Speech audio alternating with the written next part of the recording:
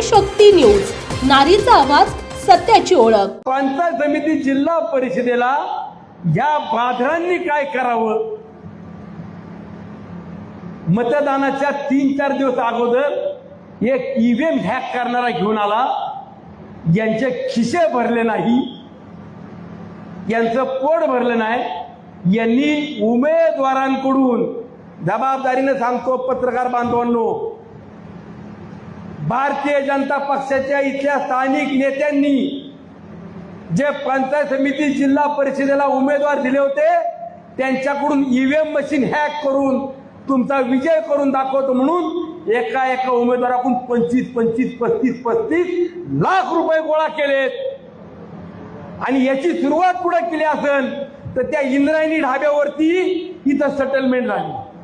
तुम्हाला ठिकाण पे दिलं, मी चौकशी लावणार आहे।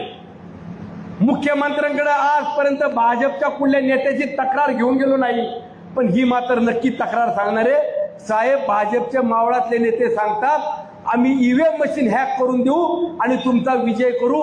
यांनी 25-35 लाख रुपये एका उमेदवाराकडून वसूल केल्यात। यांची चौकशी लावा, यांची चौकशीच लावा। आपल्या परिसरातील बातम्या पाहण्यासाठी चॅनलला सबस्क्राईब करा, व्हिडिओला लाईक करा आणि बेल आयकॉन दाबायला विसरू नका।